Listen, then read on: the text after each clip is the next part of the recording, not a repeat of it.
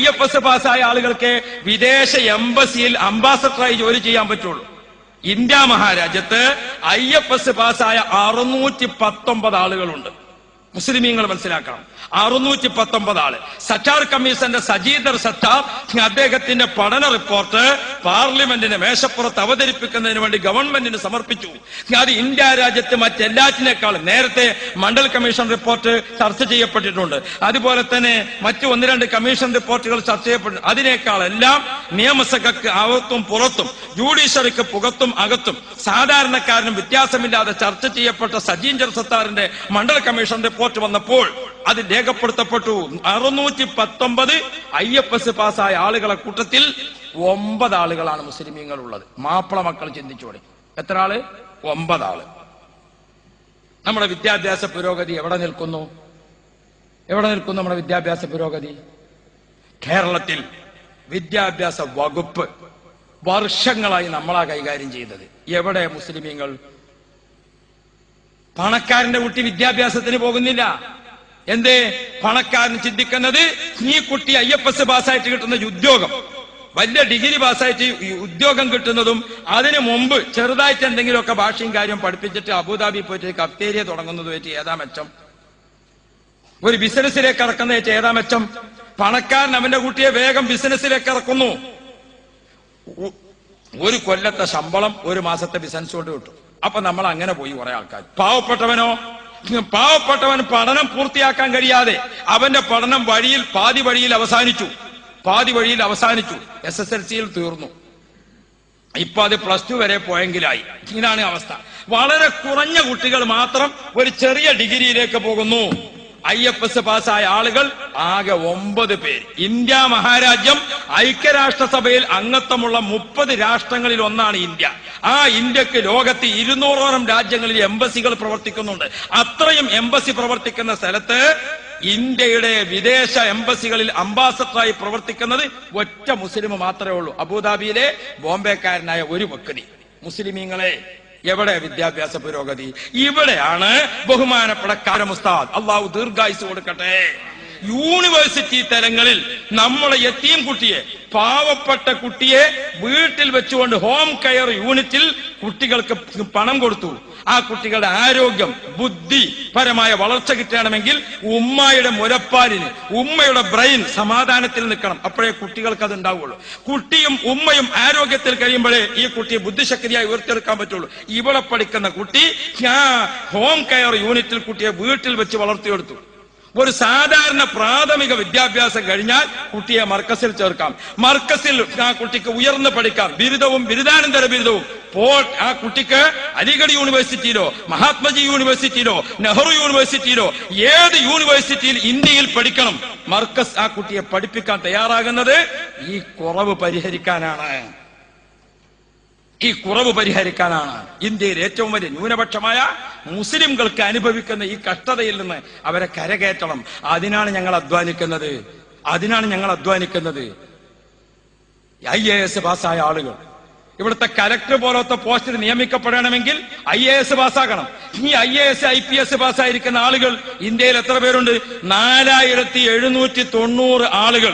4790 ആളുകൾ IAS പാസ്സായത് ഇന്ത്യയിലുണ്ട്. ഈ കഴിഞ്ഞ വർഷം 4790 ആളുകളുണ്ട്. പക്ഷേ മുസ്ലിമീങ്ങൾ എത്രയുണ്ട്? അതിൽ 108 ആളുകളാണ് മുസ്ലിമീങ്ങൾ ഉള്ളത്. നമുക്ക് നീക്കിവെച്ച 7% തസ്തിക നികത്താൻ സാധിക്കുന്നുണ്ടോ? ഇനി ഞാൻ എന്റെ പ്രിയപ്പെട്ടവരോട് ഈ 108 ആളുകളിലേക്ക് ഇറങ്ങിച്ചെന്നുകൊണ്ട് പരിശോധിച്ചാൽ അഹ്ലുസുന്ന വൽ ജമാഅയുടെ വിശ്വാസമുള്ളവർ അതിൽ എത്ര പേരുണ്ട്? പോട്ടെ, 5 വഖത്ത് നിസ്കരിക്കുന്നവർ അതിൽ എത്ര പേരുണ്ട്? അല്ലാഹ് എന്ന് പേച്ചെങ്കിലും പറയുന്നവർ ഈ 108 എത്ര പേരുണ്ട്? അത് പരിശോധിക്കുമ്പോഴാണ് കാലിക വിദ്യാഭ്യാസം അത് ലഭിക്കുന്നതോടൊപ്പം മതവിദ്യാഭ്യാസം, ഇത് രണ്ടും ആ കുട്ടിക്ക് കൊടുക്കുന്നത് തികച്ചും ആത്മീയ അന്തരീക്ഷത്തിൽ. അതിനാണ് മർക്കസ്, അതിനാണ് സിറാജുൽ ഹുദ, അതിനാണ് മജ്മഅ്, അതിനാണ് സഅദിയ, അതിനാണ് കേരളത്തിൽ പ്രിയപ്പെട്ട സഹോദരങ്ങളെ ഇംഗ്ലീഷ് മീഡിയം സ്കൂളുകൾ അടക്കം യത്തീംഖാനകളും അതുപോലെ തന്നെ ദഅവ കോളേജുകളും അതുപോലെ തുടങ്ങി എല്ലാ കോളേജുകളും എന്തിനു വേണ്ടി? കാലിക വിദ്യാഭ്യാസവും മതവിദ്യാഭ്യാസവും അത് ആത്മീയ അന്തരീക്ഷത്തിൽ ലഭിക്കണം. അതാണ് ശൈഖുന കാന്തപുരം ഉസ്താദ് ഈ രാജ്യത്ത് ചെയ്തുകൊണ്ടിരിക്കുന്ന വിപ്ലവാത്മകമായ പ്രവർത്തനം. പ്രിയപ്പെട്ട സഹോദരങ്ങളെ, ബഹുമാനപ്പെട്ട ഷെയ്ഖ് ഗൗസുൽ ആലം ഷെയ്ഖ് മുഹീദ്ദീൻ അബ്ദുൽ ഖാദർ ജീലാനി തങ്ങൾ ആ കാലഘട്ടത്തിൽ ബഗ്ദാദിൽ ബഹുമാനപ്പെട്ടവർ നടത്തിയിരുന്ന വിദ്യാഭ്യാസ സ്ഥാപനത്തിൽ അന്ന് 700ഓളം കുട്ടികൾ പഠിക്കുന്ന അവസ്ഥ അന്നുണ്ടായിരുന്നു എന്ന് കിതാബുകൾ കാണാൻ സാധിക്കും.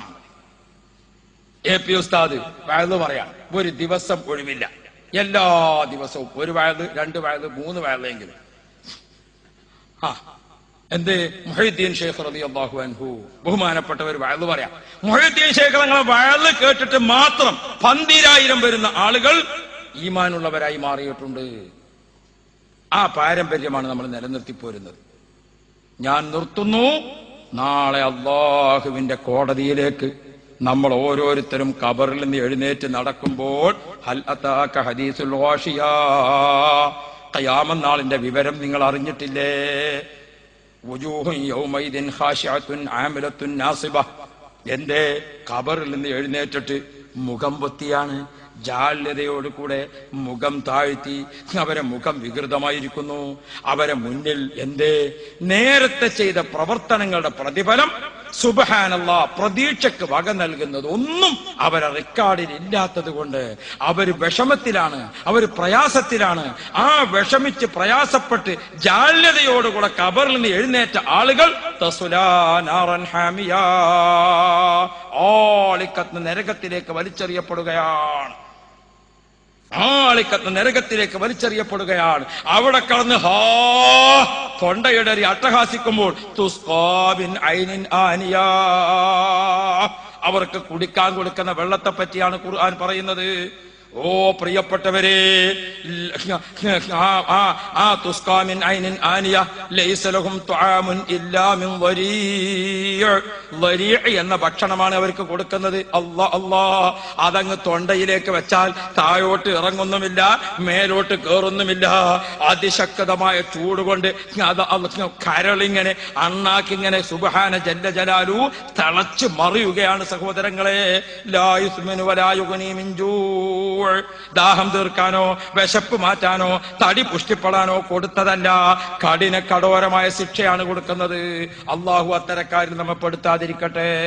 വുജൂഹുൻ യൗമഇദിൻ നാഇമാ, ചില ആളുകൾ ഖബറിൽ നിന്ന് എഴുന്നേറ്റ് വരുമ്പോൾ അവരെ മുഖത്തിന് വല്ലാത്ത ആനന്ദം, വല്ലാത്ത സന്തോഷം. എന്തേ അവരെ മുഖത്തിന്റെ സന്തോഷം? വുജൂഹുൻ യൗമഇദിൻ നാഇമ ലിസഅയിഹാ റാളിയ, അവര് ഭൂമിയിൽ ജീവിച്ച കാലത്ത് ചെയ്ത പ്രവർത്തനങ്ങളുടെ പ്രതിഫലം ഇങ്ങനെ കാണുമ്പോൾ അവര് സന്തുഷ്ടരാണ്, അവര് ഭാഗ്യവാന്മാരാണ്. ലിസഅയിഹാ റാളിയ ഫീ ജന്നത്തിൻ ആലിയ, ഉന്നത പദവി സ്വർഗമാണ് അള്ളാഹു അവർക്ക് തയ്യാർ ചെയ്തു വെച്ചിട്ടുള്ളത്. ഓ പ്രിയപ്പെട്ടവരെ, അഹ്ലുസുന്ന വൽ ജമാഅയുടെ ഔലിയാക്കൾ, അമ്പിയാക്കൾ നമുക്ക് കാണിച്ചു തന്നത് ആ ഉന്നത സ്വർഗത്തിലേക്ക് പ്രകാശപൂരിതമായ മുഖത്തോടുകൂടെ അള്ളാഹുവിനെ കണ്ടുമുട്ടാൻ, ആദരവായ റസൂലുള്ളാഹിനെ കണ്ടുമുട്ടാൻ അള്ളാഹു നമുക്ക് ഭാഗ്യം നൽകട്ടെ. അതാണ് താജുൽ ഉലമ നമ്മെ പഠിപ്പിക്കുന്നത്, അതാണ് AP ഉസ്താദ് പഠിപ്പിക്കുന്നത്.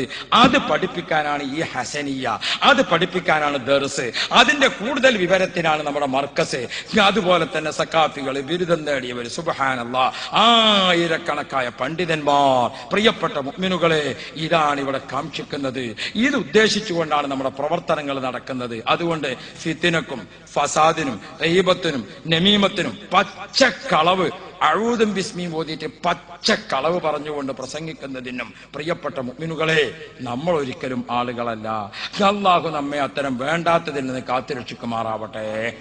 പണ്ഡിത വേഷധാരികളായ ആളുകൾ ദീനിന്റെ പേരിൽ സ്റ്റേജ് വെച്ച് കെട്ടിയിട്ട് ആലിമീങ്ങളെ ചീത്ത പറയാനും ആക്ഷേപിക്കാനും അല്ലാതെ അഹ്ലുസുന്നത്ത് വൽ ജമാഅത്തിന് വേണ്ടി ഒരക്ഷരം പറയാൻ, സുന്നത്ത് ജമാഅത്തിന്റെ മഹാനായ ഒരു വലിയന്റെ മഖബറ തമിഴ്നാട് കേരള അതിർത്തിയിൽ പൊളിച്ചു നീക്കപ്പെട്ടപ്പോൾ ഇവരെ പണ്ഡിത സഭ ഒരു പ്രതിഷേധത്തിന്റെ പ്രസ്താവന കൊടുത്തോ? സഹോദരന്മാര്, എസ്കക്കാരുടെ പണ്ഡിത സഭ ഒരു പ്രതിഷേധത്തിന്റെ പ്രസ്താവന കൊടുത്തോ? നിങ്ങൾ ഓർത്തു നോക്ക സഹോദരങ്ങളെ, എവിടെയാണ് ദീൻ നിലനിൽക്കുന്നത്? വഹാബിസവും മൗദൂദിസവും കാദിയാനിസവും ഒരു ഭാഗത്ത്,